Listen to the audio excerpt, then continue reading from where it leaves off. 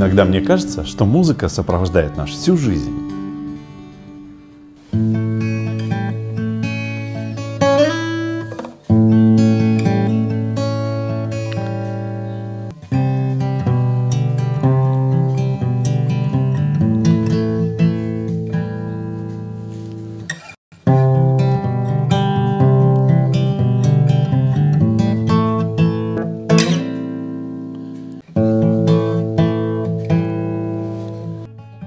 Я даже не могу сказать, когда музыка точно вошла в мою жизнь. Наверное, когда мне было лет 5, и появились у меня аккордеон и балалайка. И балалайка я так вот, такие мелкие, на одной струне, все соло играет. С 5 лет. А потом аккордеон.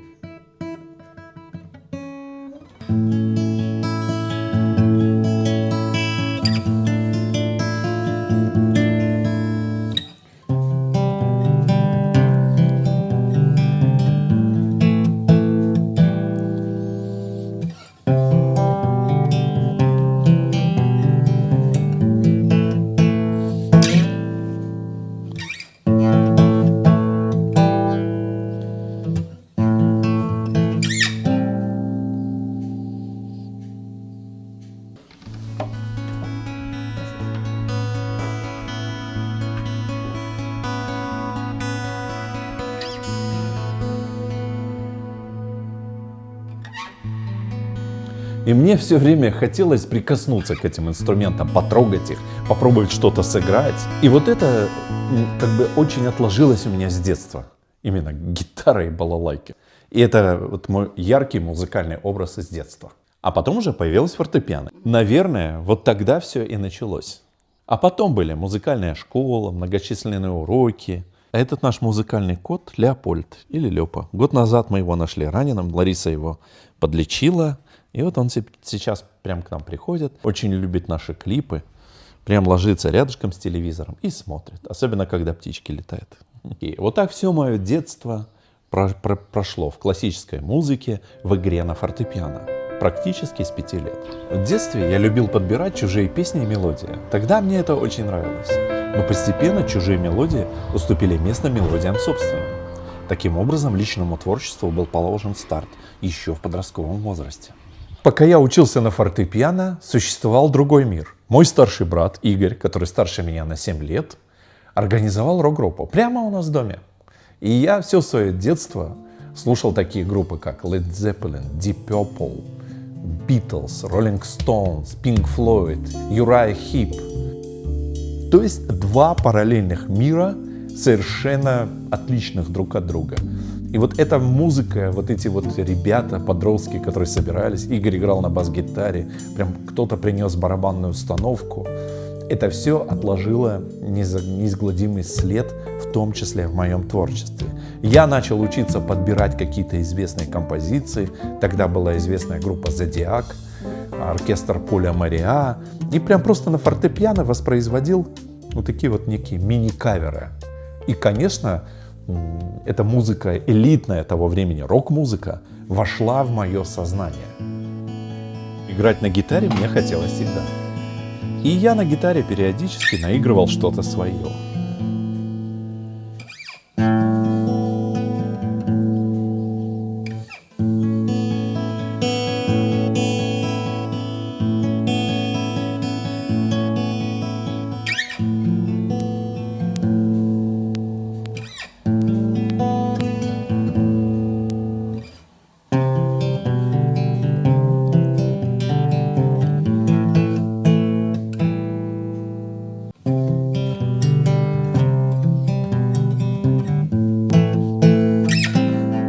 Эта музыкальная фраза, придуманная на гитаре, прошла со мной сквозь годы.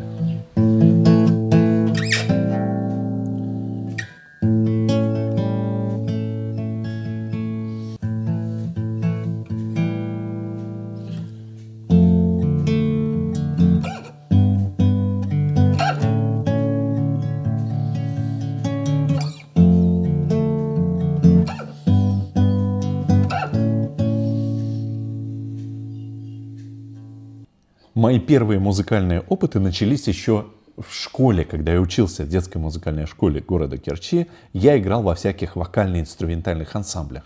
И подошел потом ко мне один там басист, увидел, а это был басист группы Акра такая у нас была в Керчи. И он говорит: а ты не хочешь с нами сыграть? Я говорю: а где? А вот на свадьбах. Ну, я как-то не очень вдохновился. А затем, когда я по учебе, не помню, перед самой армией, познакомился с гитаристом Антоном Косяненко, и мы с ним вот организовали группу, которая называлась, вернее, их была группа, я к ней примкнул, и мы впоследствии в этом составе назвали ее «Океан спокойствия».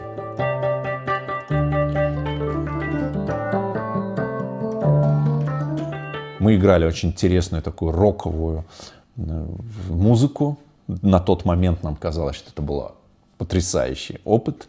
И даже приняли участие в рок-фестивале в городе Николаев. Вот. И это была собственная творческая музыка перед моей армией, как раз 87-й год, 88-й. И после армии я пришел когда-то, мы тоже продолжали играть в этой рок-группе. Сегодня у меня ничего не сохранилось из записи «Океана спокойствия». Но некоторые мелодии я помню до сих пор. Сейчас я покажу вам наш первый в Израиле синтезатор Yamaha PSR 730. Прошло много времени. Многие записи, например, «Океана спокойствия», вообще не сохранились.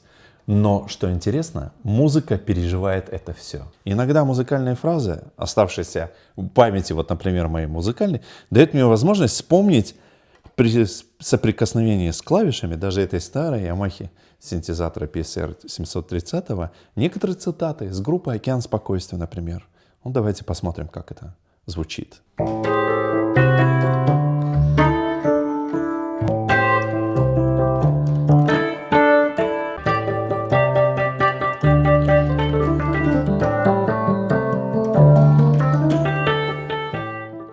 Например, я еще помню группу «Океан спокойствия» по песне «Хор озябших цикад». Давайте попробуем воспроизвести ее.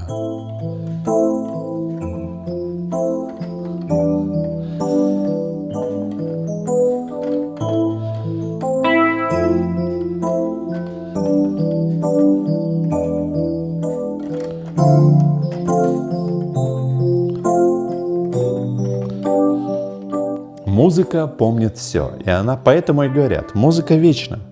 Ноты могут потеряться, звукозаписи могут потеряться, но музыка настоящая переживает все, переживает само время.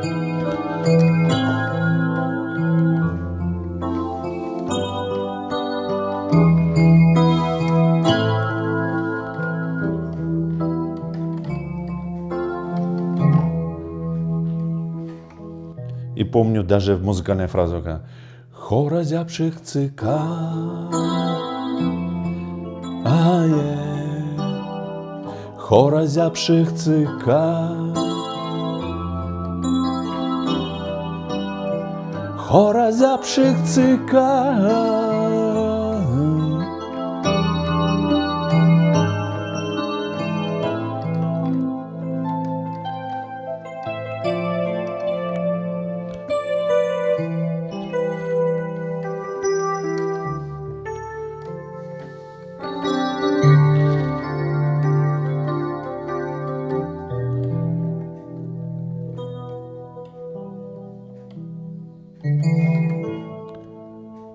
В общем, я вам хотел сказать, инструмент сохраняет свою свежесть, характер Yamaha, знаменитой Yamaha DX7, на которой группа Queen играла. Они использовали Yamaha. DX7 это вообще легендарный инструмент. Так тут все звуки есть эти.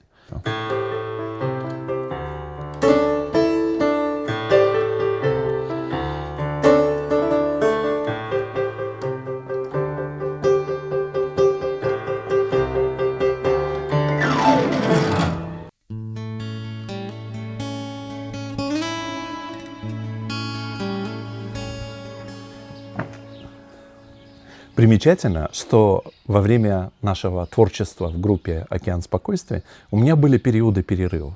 Один из таких периодов был связан с советской армией, когда я служил в Одессе в 88-90-х годах. А второй, когда я поехал поступать в ВГИК на факультет звукорежиссуры. тогда к знаменитому профессору Роланду Казаряну. Вообще с именем Роланд у меня связано много интересного. А я потом расскажу позже. Так вот, там была открыта тогда творческая мастерская Казаряна, где учились будущие звукорежиссеры. Именно в атмосфере Института кинематографии я нашел друзей, знакомых и окунулся даже немножко, а довольно-таки глубоко в мир кино. Мы посещали какие-то интересные фильмы того времени, архивные, исторические, обсуждали вместе. Даже в каком-то театральном кружке участвовали, ходили по театральным постановкам, общались, спрашивали, кому какое кино нравится, какая музыка нравится в кино и так далее и тому подобное. И, конечно же, это все отложилось. В этот период, кроме гитары, у меня не было другого инструмента. И часто я выражал свои мысли рисунками.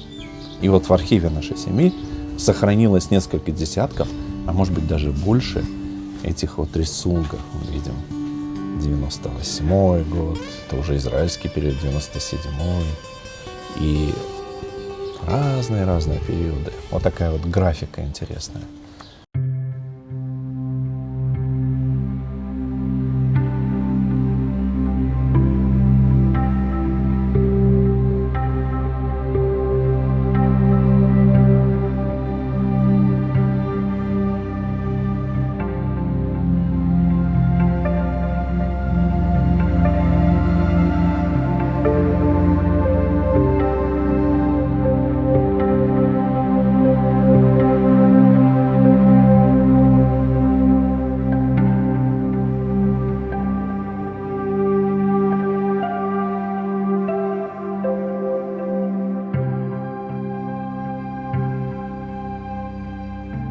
Если вспоминать, как музыка пришла в мою жизнь, то инструменталистом хорошим я никогда не была. Но я всегда пела.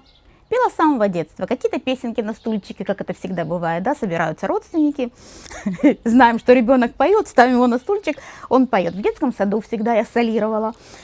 Солировала в школе. Вот помню очень хорошо, у нас был хор, школьный хор, и я там пела соло «Белеет парус одинокий». Мы даже какое-то место, по-моему, заняли. Летом, перед 5 классом, я это очень хорошо помню, дедушка продал свой глиссер, катер. Он там нам дал деньги на инструмент, на пианино. Стоил он туда, по-моему, 500 рублей, это была большая сумма. И вот так у меня появилась пианино. То есть я всегда хотела, но возможности не было. И только в 5 классе я начала осваивать фортепиано. Не училась я в музыкальной школе, это были частные уроки, а вот после этого я поступила в музыкальное педагогическое училище. Да, училась я в педагогическом училище на музыкальном отделении в Гомеле, в Белоруссии. Там, собственно, я начала серьезно заниматься вокалом. Тогда еще вообще ничего не понимала. Мне так ты фальшивишь? Думаю, как это я фальшивю? Не может такого быть. Потом я стала понимать, где-то я не дотягиваю, где-то еще что-то. Вот, все пришло со временем, да, понятие вокала. И там тоже были и концерты сольные, и конкурсы, и так далее.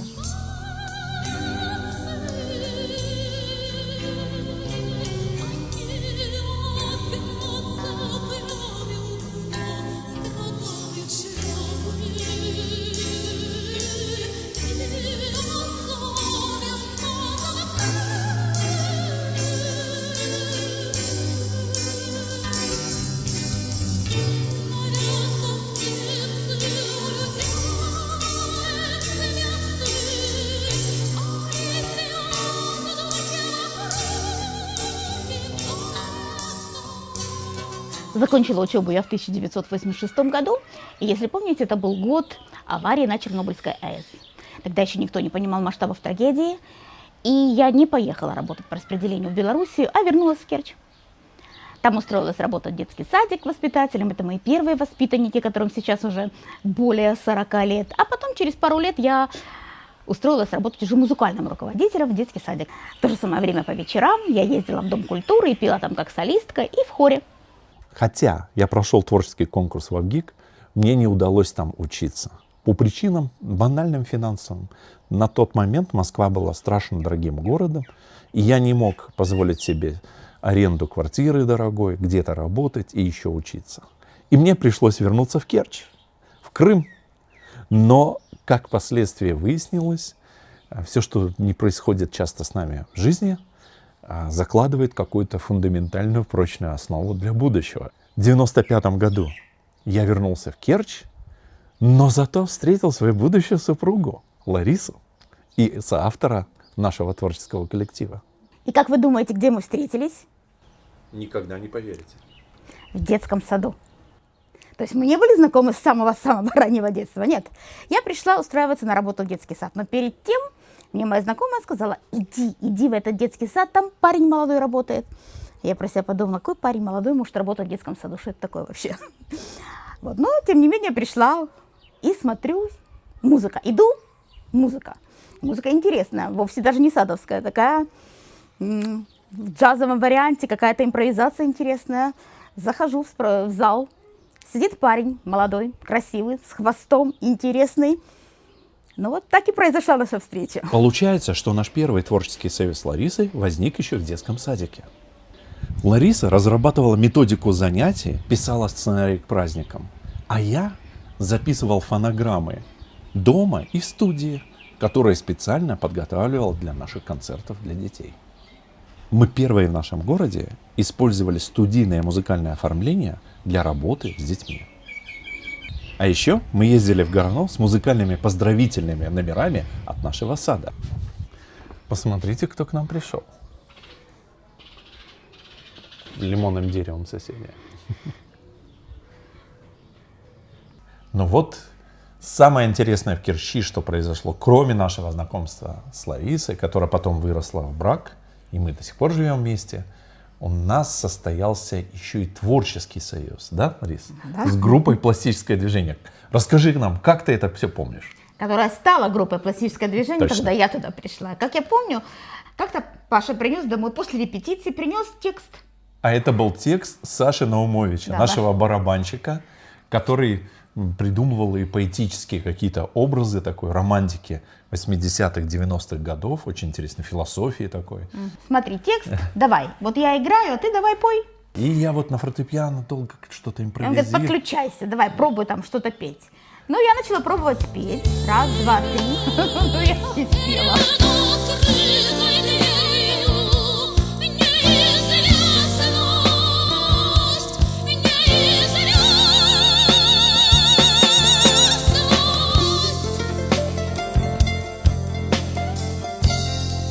Была крайне сложная творческая задача соединить голос классической Ларисы, собственно, у нее основание было тогда колораторная сопрано, довольно-таки высоким голосом, мощным пела на опоре, и вот такой вот стиль группы «Пластическое движение», который основывался на джаз-роке, на джазе, на фьюжене даже таком вот. И соединить эти две несовместимые вещи, казалось бы, была невозможная задача, но тем не менее мы в нашем творчестве старались это сделать. Как это все соединить, во что это все вылилось, это был крайне интересный и очень интересный творческий процесс. И мы пришли с Ларисой в студию и удивили нашего действительно барабанщика удивили. и басиста, который, к сожалению, несколько лет назад скончался, Павел Нартов, вечная память ему.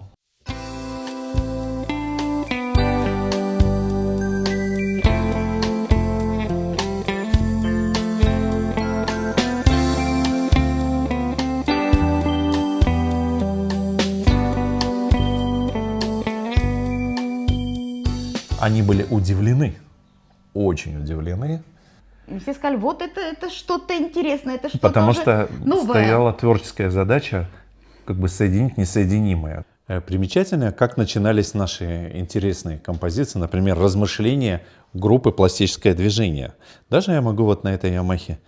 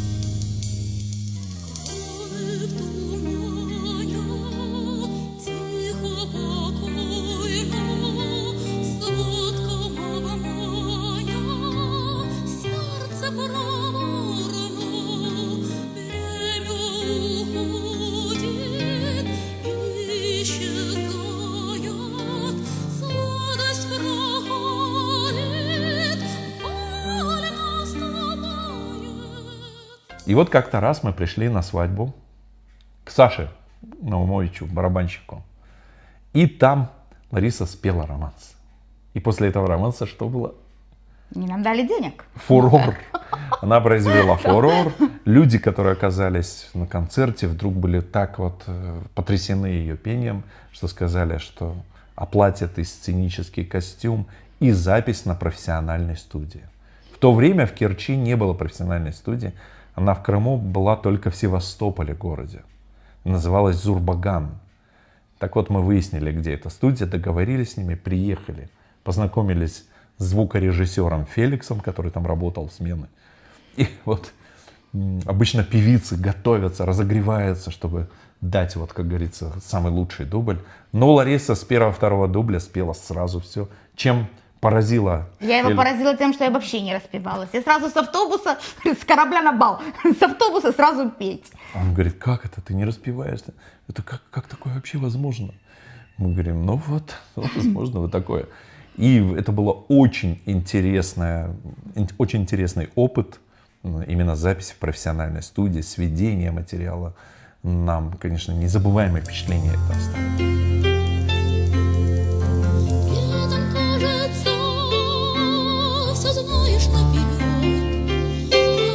Всего лишь чей-то вчерашний день, ожидание чего-то вчерашнего дня. Передо мной фотоальбому чистая страница, на ней мой завтрашний, вчерашним станет днем. На ней мой завтрашний, вчерашним станет днем.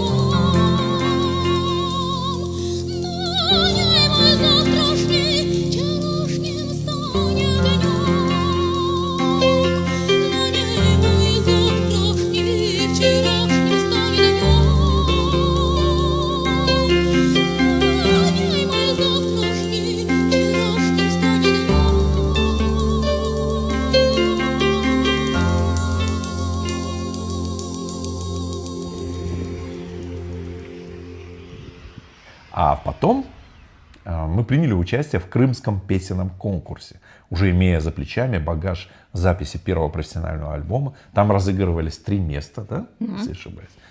И вот мы приехали, темная, как говорится, темная лошадка или как это? Да, про нас вообще никто не знал. Никто мы не знал, что за группа из Керчи. Вообще думали, там. что мы с танцевальным номером приехали. Пластическое движение, подумали, что мы сейчас будем. Нас даже никто не видел, то есть мы танцевать. приехали и спели.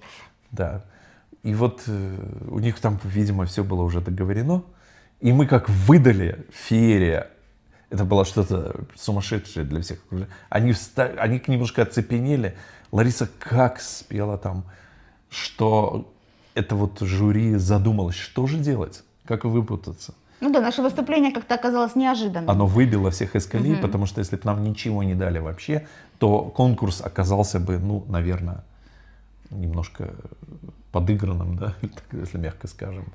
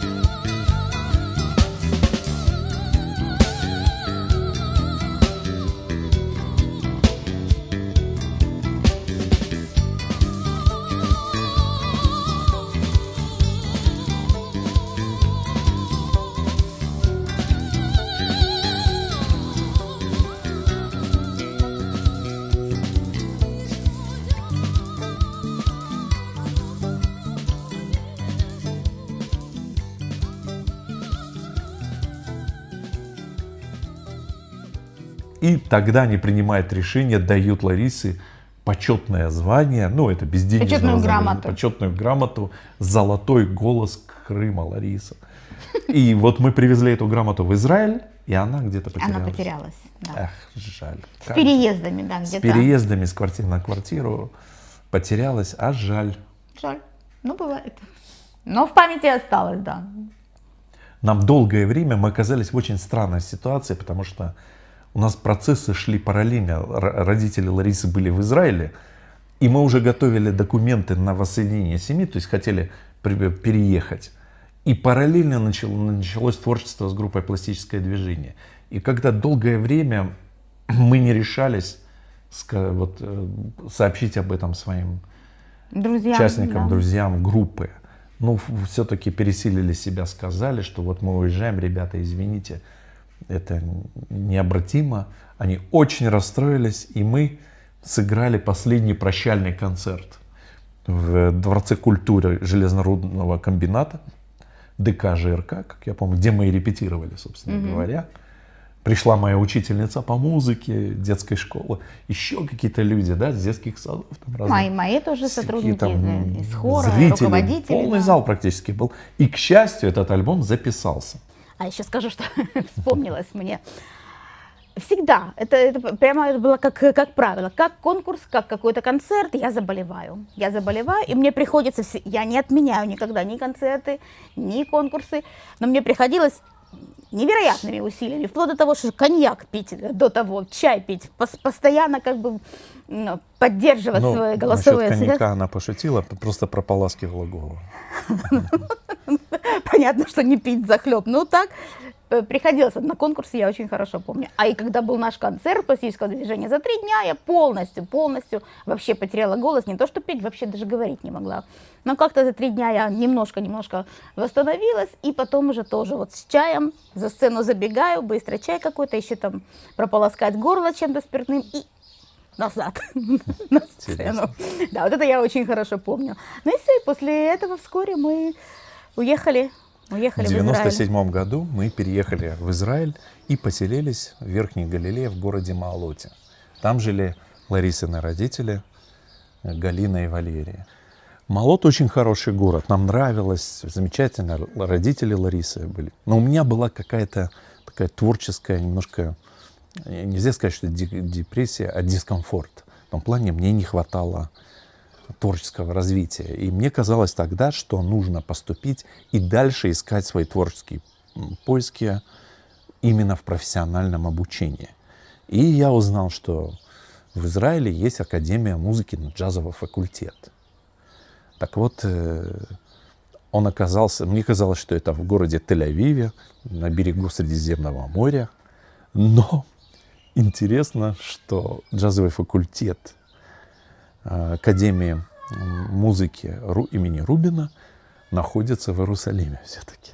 И вот таким образом, через музыку, мы с Ларисой попадаем в город Иерусалим. Я поступил к знаменитому преподавателю Славе Ганелину, Вячеслав Ганелин. Это был на тот момент один из 10 лучших пианистов в стиле фри-джаз в мире. И вот он был преподавателем исполнительского мастерства в Академии имени Рубина в Иерусалиме. Знаете, мне было нелегко учиться у Ганелина, потому что очень высокие требования, очень высокие стандарты. Но сейчас я понимаю, насколько важным, насколько значимым были все те знания, которые он мне давал. Я тогда начал входить в мир настоящего классического джаза.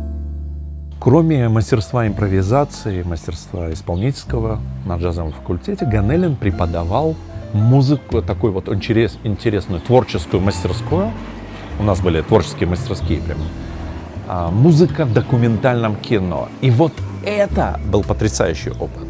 Когда он доставал какие-то очень интересные альтернативные музыкальные, документальные буквально фильмы, которые его потрясли. Что потрясли Ганелина, это что-то надо было совсем андеграундовое и альтернативное. Где вот гитаристы вживую на гитарах без всякой подзвучки что-то играют. И это все было смонтировано, снято крайне интересно. Я буквально как глоток воздуха ловил каждое его занятие. И тогда я не знал, насколько это мне в будущем пригодится. Но, к сожалению, из-за финансовых личных обстоятельств нам не удалось завершить учебу. У нас родился ребенок с Ларисой, и мы там какое-то пособие от государства получали, но нельзя было, получая пособие, одновременно учиться высшим. И, в общем, нам арестовали счет, там была какая-то удивительная история. Секретариат академии писал: ну что же вы делаете, дайте человеку выучиться. И мне пришлось тяжелый выбор принять: или платить какой-то огромный астрономический штраф, или оставить академию. Ну, я выбрал не бить финансово семью, просто вынужден был оставить из-за вот этого недоумения. Вот такие вот бывают в Израиле ситуации, когда молодежь вместо того, чтобы ее продвигать, государство часто стопорит. И мне не удалось закончить до конца академию, но эти годы учебы в академии, в 2001 я ее оставил, дали мне бесценные знания, которые я применяю и сейчас в студии, в своей работе на YouTube-канале, в своей работе в студии «Мелодия Святой Земли», в импровизации, во владении инструментом, в создании музыки и так далее. Музыка в нашем доме звучала просто так, довольно-таки часто. И иногда именно такие вечера остаются в памяти навсегда. Да, приходили друзья, знакомые. И я брал вот эту гитару Yamaha 12-струнную, которую уже где-то в 2001 году купил, и она стала основным нашим инструментом, потому что гитару Музиму я просто кому-то передарил. И вот гитара Yamaha до сих пор звучит довольно-таки неплохо, да?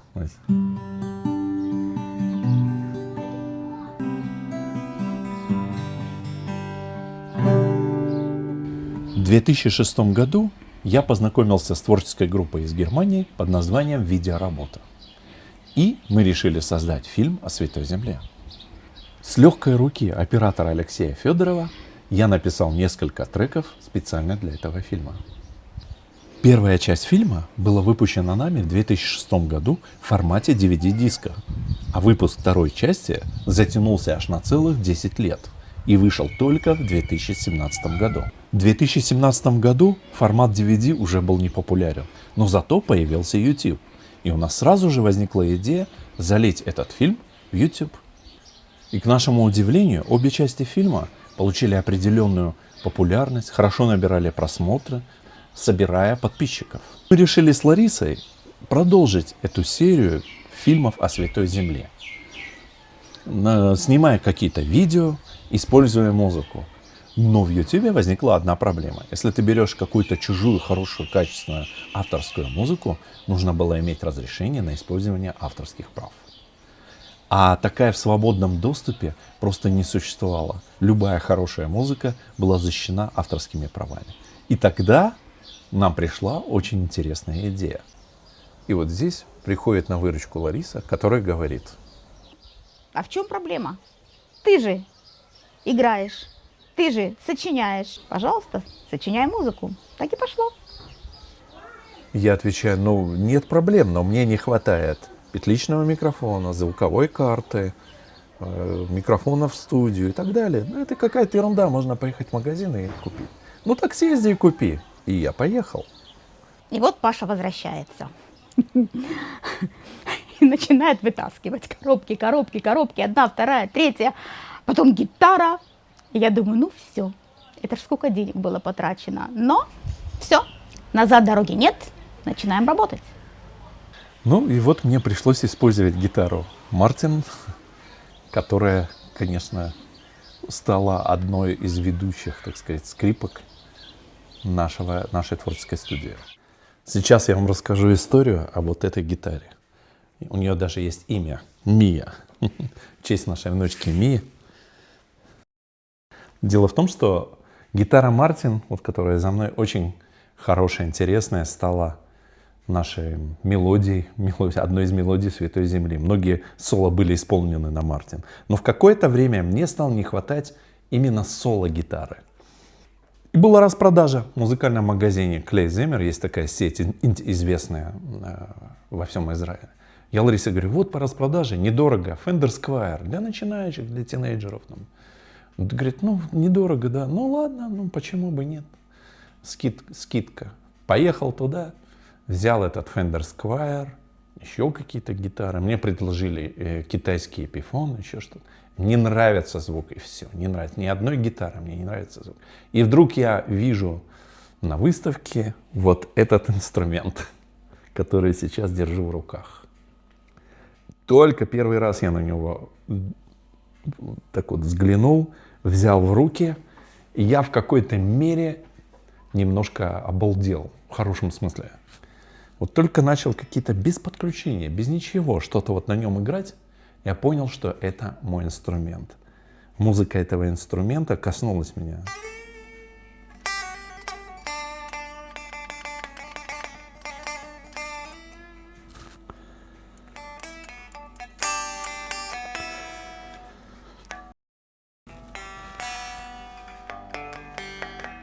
Это настоящий Gibson Les Paul студия. То есть эта гитара практически звучит как премиум класса, но без этих вот всех окантовок. Звук выдающийся. У меня была память об этой гитаре только в самых каких-то дивных мечтах, что вот на такой гитаре только какие-то известные играли музыканты, типа Джимми Пейдж из Led Zeppelin, Slash из Guns N' Roses, Гарри Мур и прочие. Это какие-то корифеи.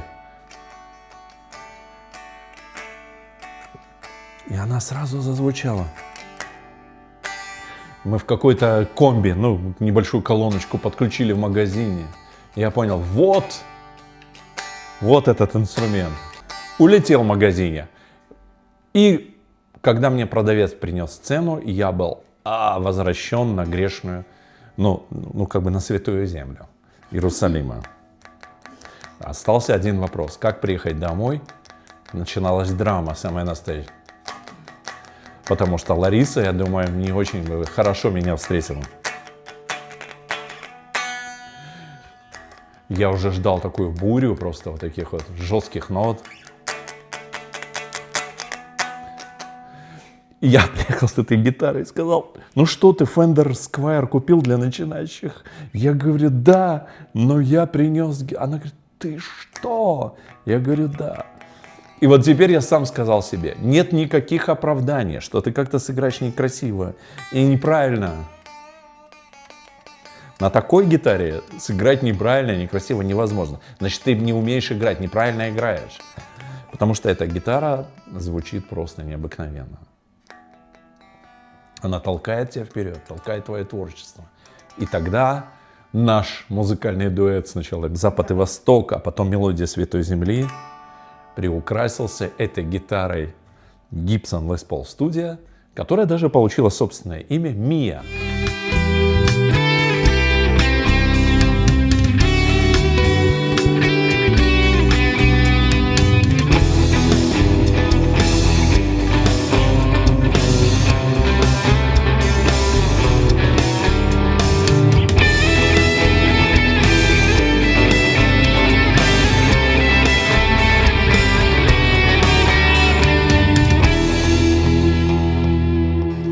Надо отметить, что гитара все-таки это мой второй инструмент, не основной, это дополнительный инструмент мой. Но я на гитаре специально, профессионально нигде не учился. То есть я подбирал что-то на гитаре, в армии играл и как бы научился по ходу. Я просто очень люблю гитару, но это не мой основной инструмент. Мой основной инструмент, как я уже говорил, фортепиано. «Мелодия Святой Земли», так называется наш творческий коллектив. Давайте попробуем создать музыку в момент времени. Для какого-нибудь фильма. Давайте, вперед. Для этого же фильма.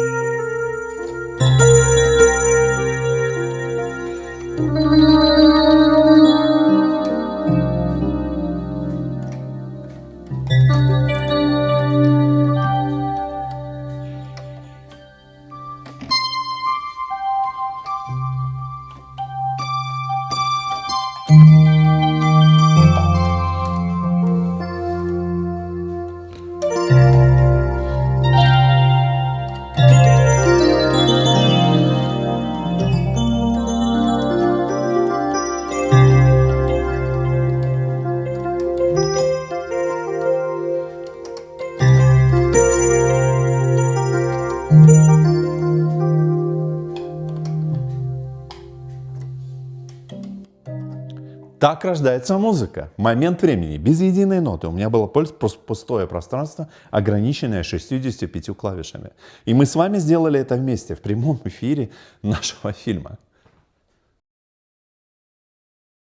Сначала наша творческая арт-группа называлась «Запад и Восток». Я имею в виду творчество — это музыка и видео, по созданию музыки и видео, контента. И такая была идея соединения Востока и Запада в музыке, как бы влияние западной музыки и Востока, потому что мы географически живем на Ближнем Востоке. Впоследствии это вылилось в первых наших 2 песенных альбома «Долгий путь» и «Новая звезда». Здесь мы представим некоторые отрывки из этих песен, первых 2 наших начальных альбомов.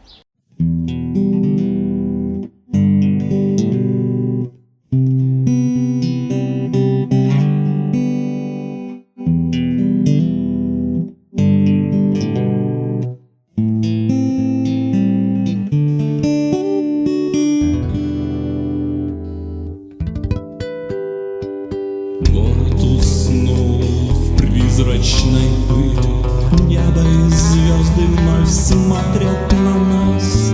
Город ночной спит в этом мире, крепости стены ведут свой рассказ.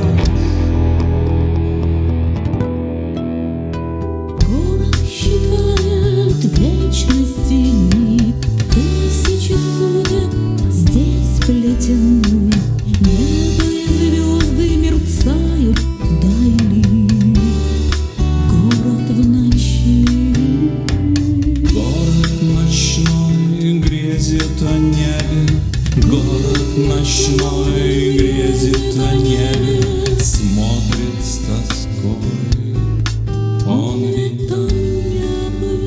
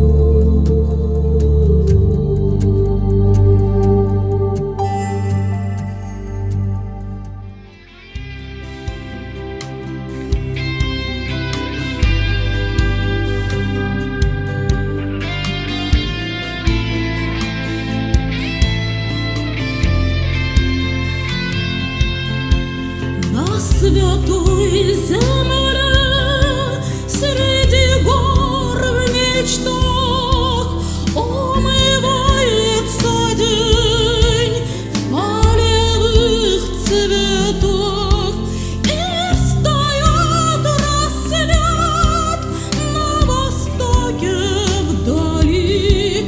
Шепот трав луговых слышу я позади. Когда формат стал более приближаться к Святой Земле, к ее глубокой библейской истории, археологии, культуре, урбанистике, то нам пришло решение, так само собой, переименовать непонятное всем зрителям название «Запад и Восток» в мелодии Святой, в более понятное мелодии Святой Земли.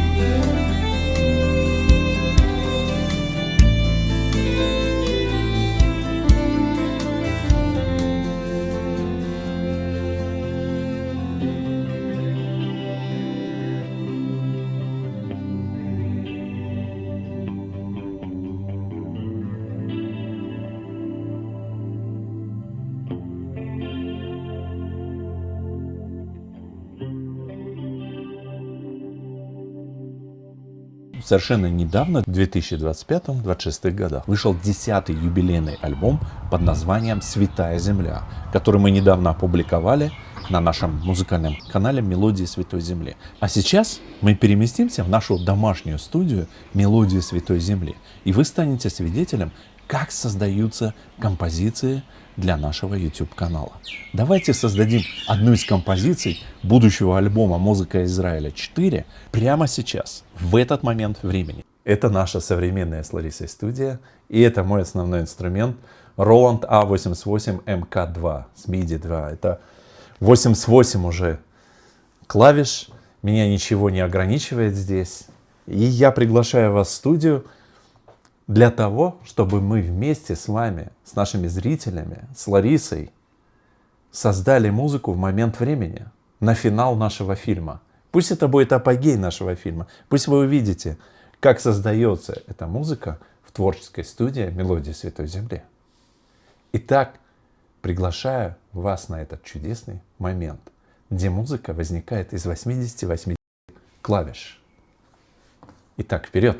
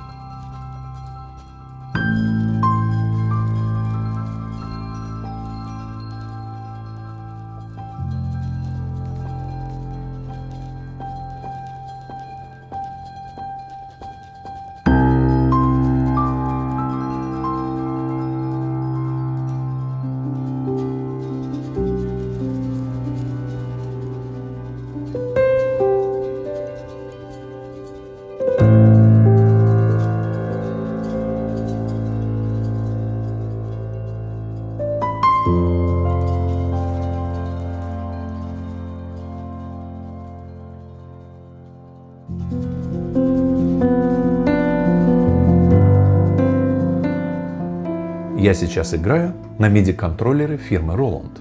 Это A88 Mark II с премиальной рояльной клавиатурой. 30 лет назад в группе «Пластическое движение» я играл на инструменте этой же фирмы, легендарном полифоническом синтезаторе, это Roland D50. Roland сквозь десятилетия.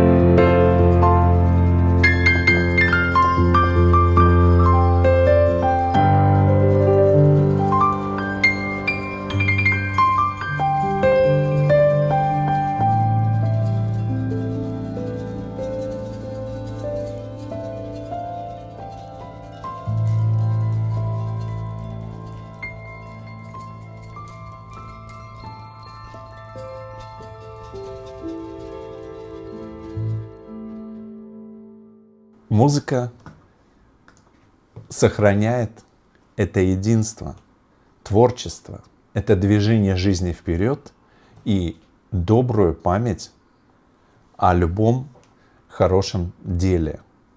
Потому что музыка, она составляет обертона, которые влияет на любого в хорошем, позитивном. Если она правильно сложена, если она из правильных гармоний, если она подвигает к позитиву, музыка только толкает вперед. Она преображает, она украшает, она дает надежду на совершенство, казалось, этого несовершенного мира. И музыка — это как своего рода музыкальная терапия, которая исцеляет в каком-то смысле людей даже. Я хотел поблагодарить за внимание. Мы сделали это, создали музыку прямо в творческой студии «Мелодии Святой Земли». Вот мы услышали с вами первое основание этой музыки, но мне бы хотелось записать еще партии. И я как бы уже перекладывая свою собственную импровизацию в ноты, добавляю просто те инструменты, которые мне нужны. Ну, например, давайте добавим бас-гитару. Я уже вижу по нотам, что я наиграл. И давайте попробуем.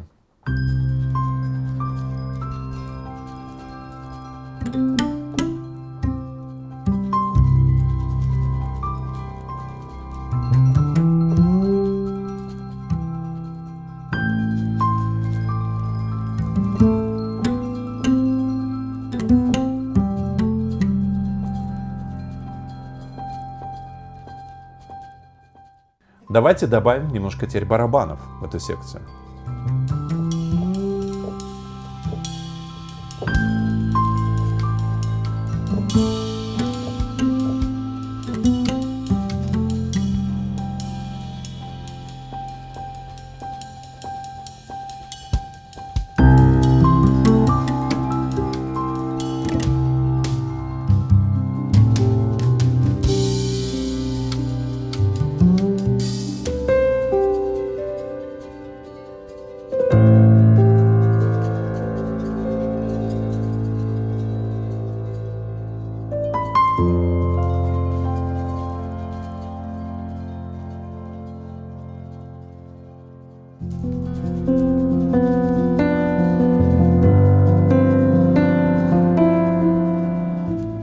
В детстве мне казалось, что музыка живет в инструментах, потом в нотах, потом в пластинках и записях.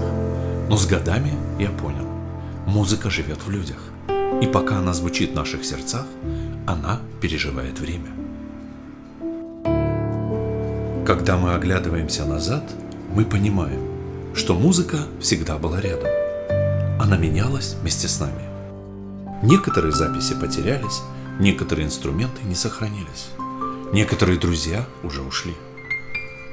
Но музыка осталась и продолжает звучать здесь, на Святой Земле.